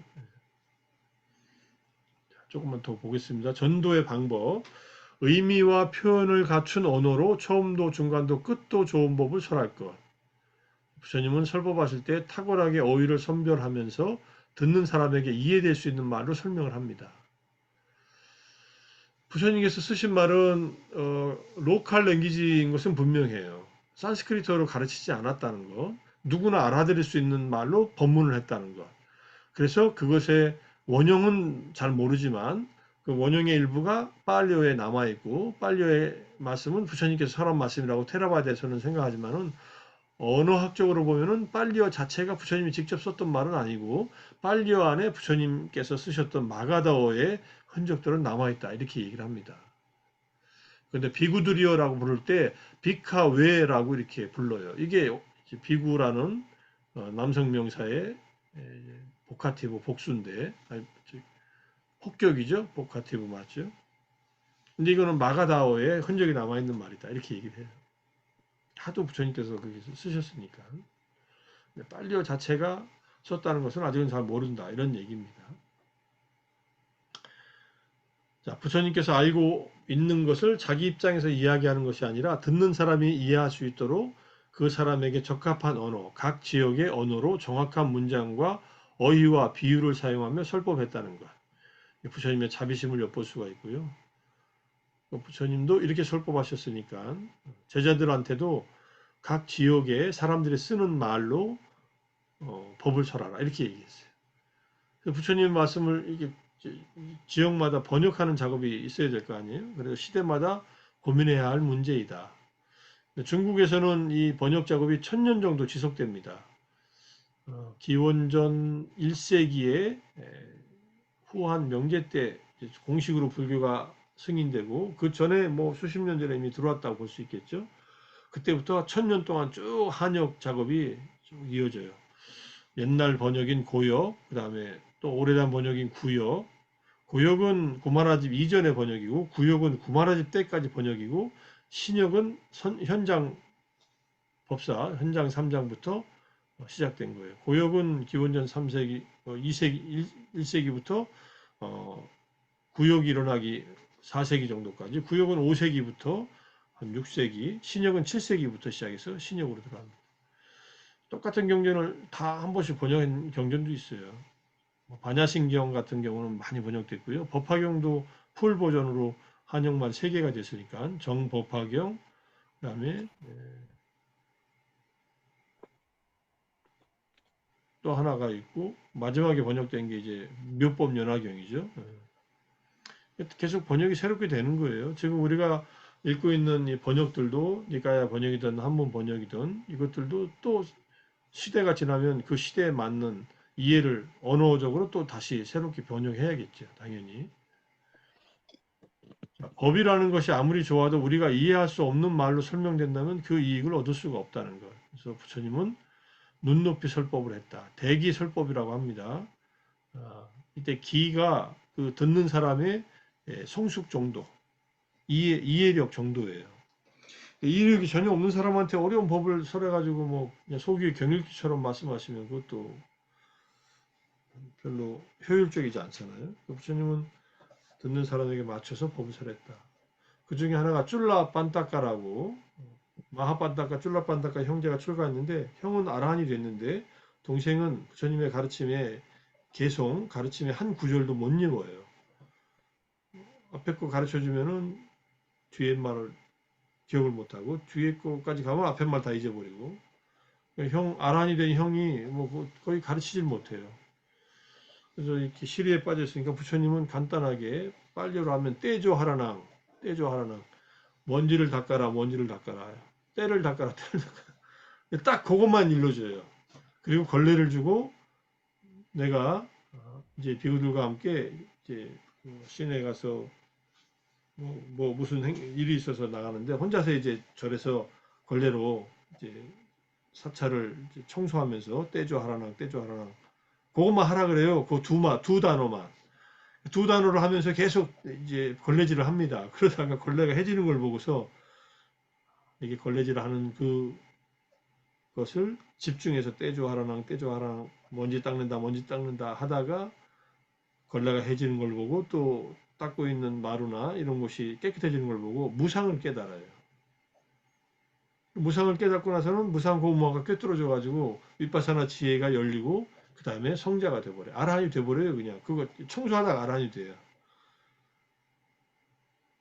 그런 사례가 있으니까 우리가 말하면 요즘에 뭐 약간 그 뭐라고 하죠? 정신지체자라는 말 안 쓰고 뭐라고 그러죠 요즘에? 인지 능력이 좀 떨어지는 사람들 그런 사람들한테 지적장애요. 지적 장애인, 네. 지적 장애자라는 말 쓰나요? 장애자라고? 지적장애인이라고 씁니다.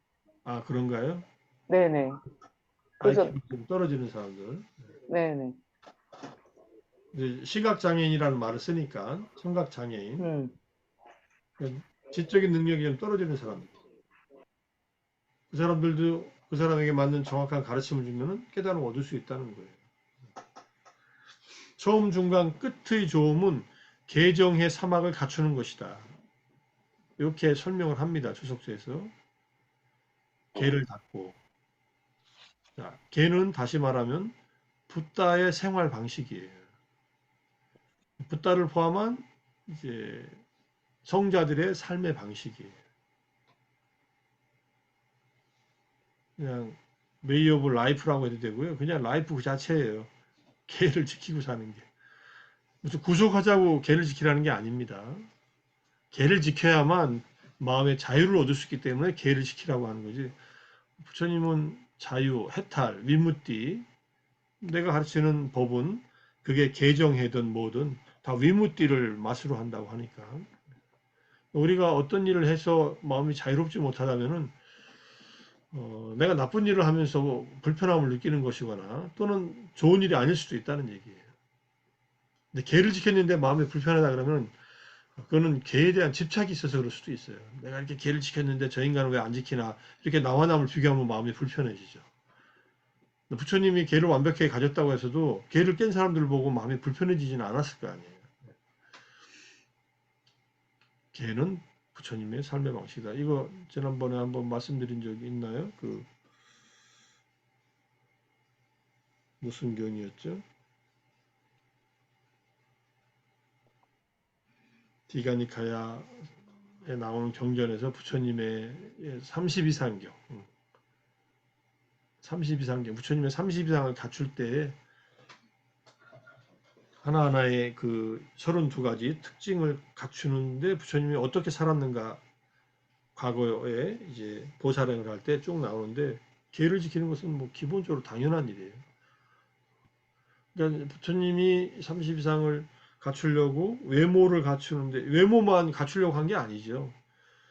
근데 그렇게 수많은 선행을 하고 이제 보살행을 하는 내용이 이게 되게 개정의 사막으로 다 얘기가 됩니다.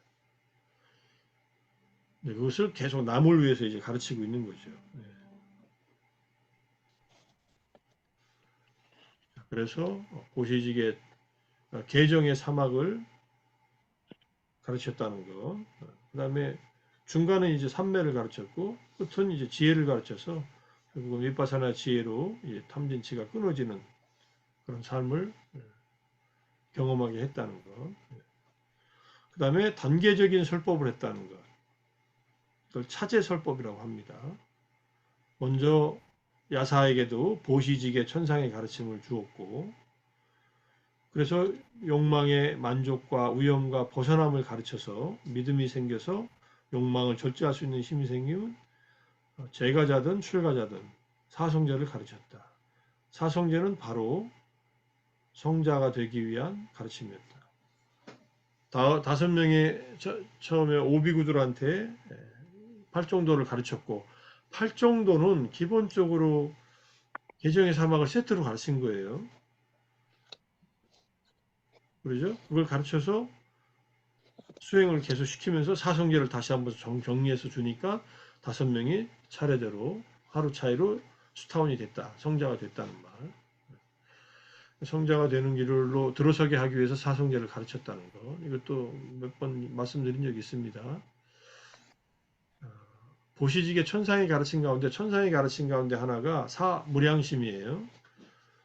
사무량심을 가르쳐서 천상에 태어나게는 됐는데 사성제를 가르치지 않으면은 윤회에서 벗어날 수가 없다. 이렇게 얘기하는 거예요.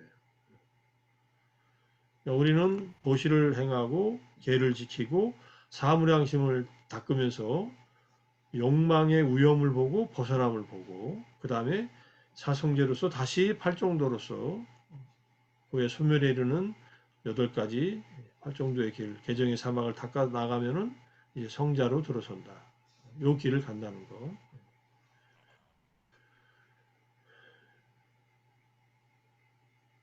뭐 질문 있으면 하셔요. 교수님, 그 예, 질문, 짤막한 질문 세 개가 있는데요.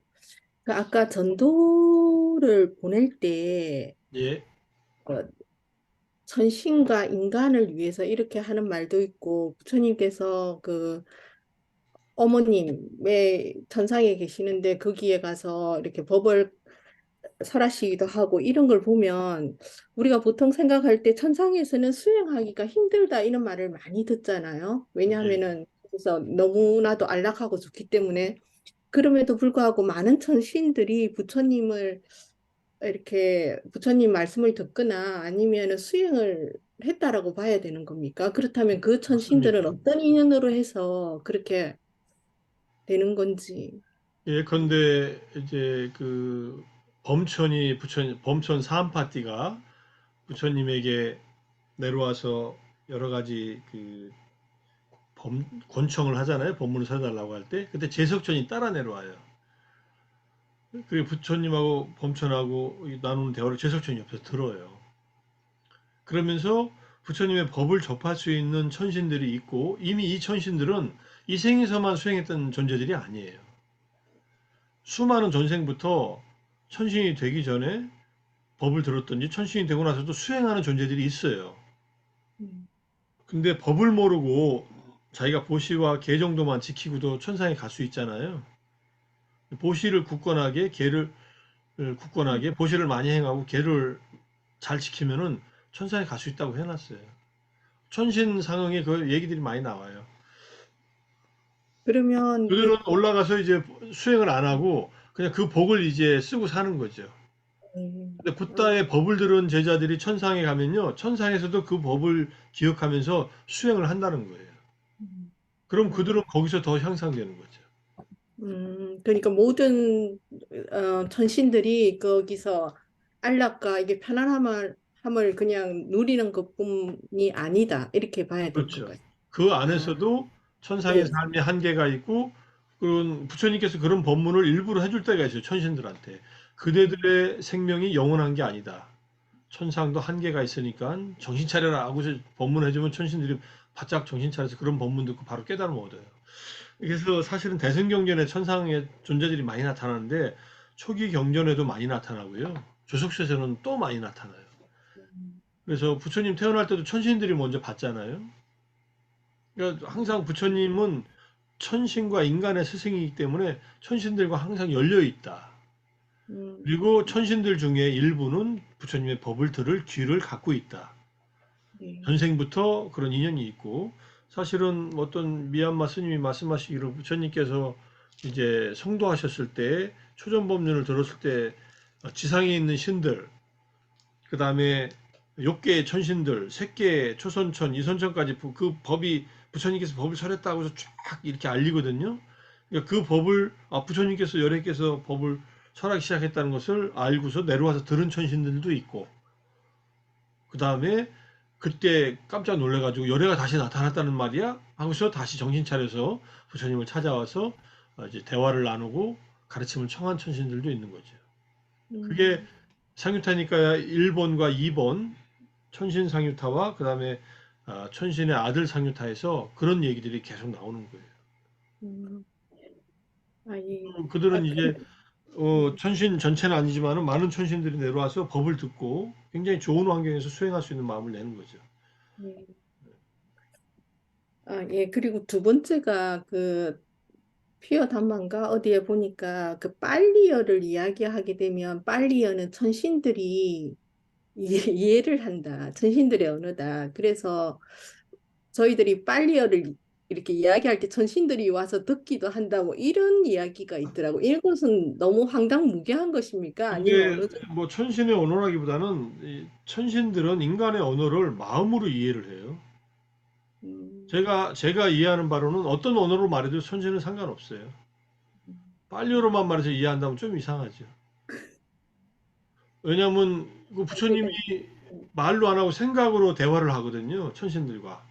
근데 예, 부처님이 빨리어로 했으니까는 천신들이 빨리어 알아들었다 이런 생각을 할 수 있지만 그렇지만은 예컨대 스리랑카에서 수행하는 스님이 빨리어를 꼭 안 하고 스리랑카 말을 했을 수도 있잖아요. 근데 천신들 다 알아들어요. 그럼 한국에서 절에 사는 스님들이 절에서 살면서 예불 하고 그럴 때 한문으로 하거나 우리말로 할 텐데 천신들이 못 알아들으면 안 되죠. 천신들은 언어 때문에 그 의미를 포착하는 일을 못하지는 않는 것 같아요. 제가 이해하는 바로는 그래서 어떤 걸로 읽어줘도 된다. 그 뜻을 알면서 그 뜻으로 이제 전달되는 거니까. 예. 아, 예. 또 그리고 하나 이제 음, 뜻을 몰라도 경전을 독송한 소리를 개구리가 듣든지 박쥐가 들으면은 그들도 그, 그 소리를 들은 것에 공덕이 생긴다는 거예요. 의미는 몰라도 된다고. 500마리의 박쥐들이 그래서 아비단말 이제 독송하는 걸 듣고서 천상에 태어났다는 얘기가 있으니까. 그러니까 뭐 굴에 가서도 열심히 이제 독경을 하는 거예요. 주변 음, 존재들이 들으라고. 예. 마음이 중요한 거다, 그죠? 그렇게 그렇죠. 봐야 돼. 마음으로 통하는 거죠. 예. 그리고 아까 그 30 이상 그때 우리 고향 소리에서 조금 말씀을 하셨는데 예, 예. 그때 그 이제 그 어떤 수행을 하거나 우리의 마음의 정도에 따라서 우리 몸이 변하지 않습니까? 그렇게 봤을 때. 예, 예. 그렇다면 우리 몸은 업으로 이루어진다, 만들어진다라고 하는데 그러면 우리가 많은 어떤 다른 존재로 태어난다 하더라도 그 외모가 어느 정도 비슷하지 않을까? 그리고 내가 만약에 내 생에 뭐 그 운이 좋아서 인간으로 태어난다면 지금 나의 모습과 그렇게 다르지 않지 않을까 이런 생각을 하거든요. 네, 왜냐하면 30 이상 그게 예, 이제 이 생에 태어나기 전에 지었던 업과 그 업을 이어서 이 생도 살아가지만은 또 다른 업에 개입이 있을 수 있고요. 그다음에 인간으로 태어날 경우에 부모의 영향을 받잖아요.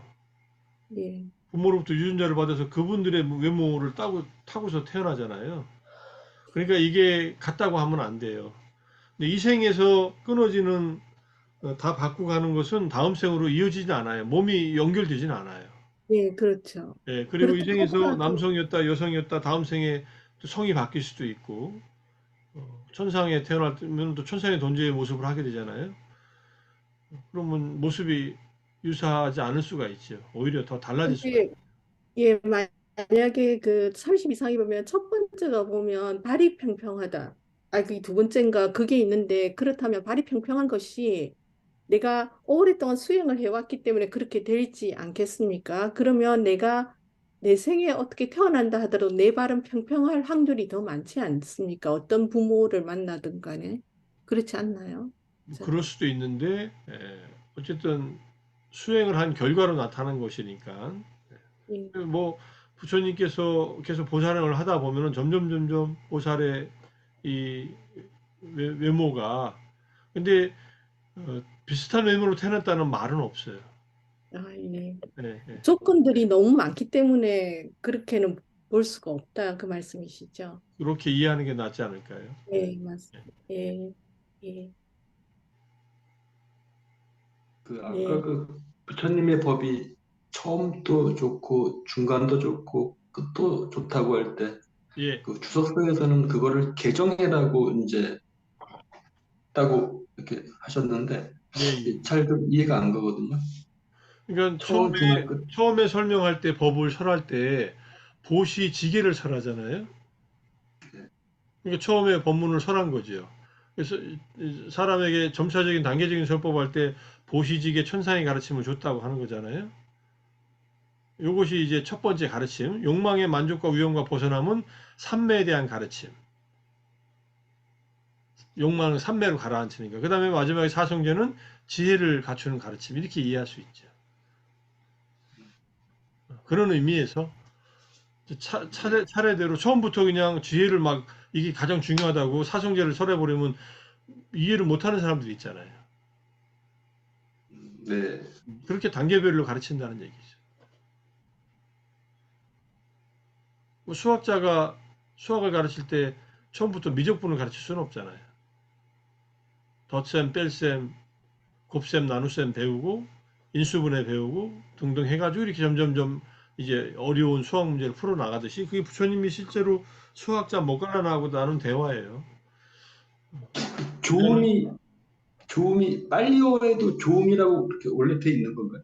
이 빨리어에도 깔ля나, 조음, 깔ल्या나, 깔ल्या나 깔라나. 밑에 할 때 여기에 아디 깔ल्या나 있잖아요. 깔ल्या남이라고 네, 돼 있잖아요. 선지식 할 네, 때 좋다라는 네, 말은 처음도 좋고 맞제 깔ल्या나 중간도 좋고 파리 요사나 끝도 좋은 이렇게 조음. 네, 깔ल्या나라는 뜻이에요. 깔ल्या나 밑다가 좋은 벗이잖아요. 네, 선지식 할 때 조음, 후살라보다는 깔ल्या나라는 뜻입니다. 네, 고맙습니다. 예, 예.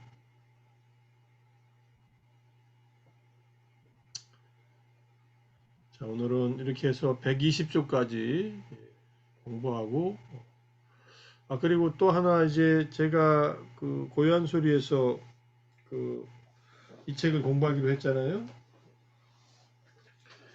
지금 이제 우리가 부처님 생애가 이제 곧 뭐 조금 더 하면 이제 끝나는데 그리고 그냥 이거를 먼저 공부를 해볼까 이 초기 불교 공부에서 이 책 노블 추루스 노블 패스 비구 보지스님 이거는 뭐 영어로 돼 있지만은 우리 저기 전윤갑 선생님하고 박현주 선생님은 이거 지금 공부하고 있잖아요, 그죠? 요걸 갖다가 한번 정리를 해서 먼저 한번 쫙 훑어볼까 여기 있는 경전들 중심으로 그러니까 사성제 다시 이제 사성제 오온 그다음에 육군 연기 그다음에 팔정도 그다음에 이제 열반에 대한 얘기로 딱 돼 있는데 이거를 한경 이제 읽어 나가면서 공부를 할까 하는 생각이 있습니다. 이제 고요한 소리는 6월 달부터 6월 7일부터 시작하지만은 그건 그것대로 그냥 진행하면서 하고 그거는 읽고서 지르응답 받고 이거는 이제 하나하나 더 깊이 있게 하면 어떨까 하는 생각이 들어서 영어책 사지 마세요. 제가 영어책 위즈덤 출판사에 들어가서 연회비 냈더니 연회비가 한 45불 정도 되더라고요. 우리 돈은 한 6만 원 정도 냈더니 이 책을 영어로 그냥 그 다운받게 해서 텍스트 파일로 다 올려놨더라고요.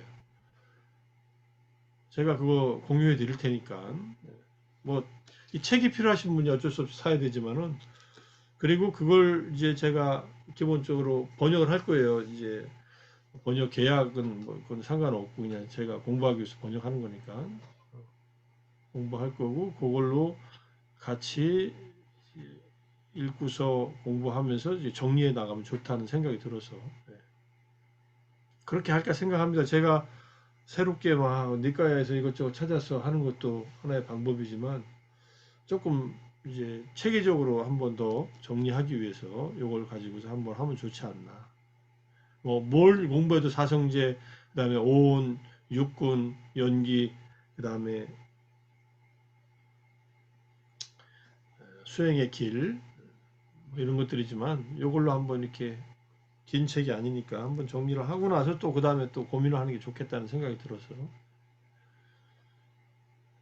그럼 우리 요 초기불교 공부 단톡방에다가 제일 먼저 요 책 영어로 제가 정리한 것을 하나의 파일로 모아서 조만간 올려드리겠습니다. 일단은 아직 이제 우리가 슬라이드 한 30장 정도 좀 남았으니까 뒷부분 이제 어느 정도 정리하고 그다음에 요 책으로 공부를 해나가는 걸로 그렇게 할까 하는데 어떠세요? 좋습니다. 좋습니다. 뭐 명상가 붓다의 삶이라는 그 책을 번역하신 김종수 선생하고 엊그제부터 연락이 돼서 그분이 자기가 그 책을 정리한 게 자료를 보내주셨어요. 자기 나름대로 그 책 내용을 요약을 했더라고요. 그것도 나중에 한 번 더 공유하고 이 방에 있는 분들한테 먼저 공유하고 고요한소리 쪽에서도 한번 공유하고 그건 이제 5월 17일이면 이제 끝나니까 한 번 더 공유해서 5월 17일로 안 끝날 수도 있겠다. 그걸로 한 번 더 정리하면은 가능하면 그날 끝내기로 하고 자료만 주고 말 수도 있고요.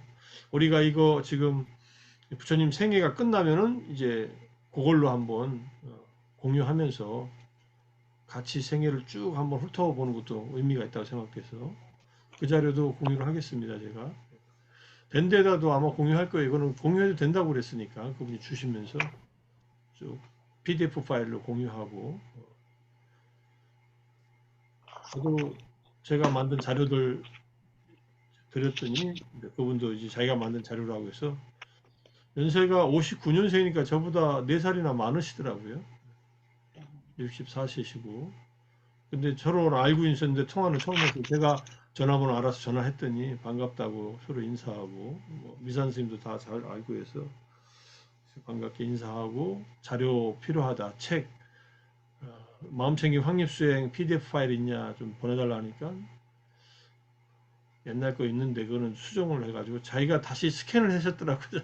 미안하게 스캔을 해가지고 스캔한 PDF 파일을 보내줬어요. 그래서 그걸로 이제 읽으면 될 것 같고 그다음에 한국에 있는 사람들은 책을 사시면 되고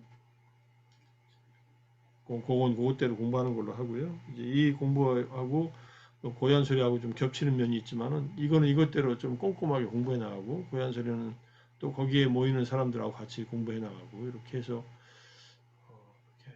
이렇게 한번 다시 한번 정리했으면 좋은 그런 마음이 들었습니다.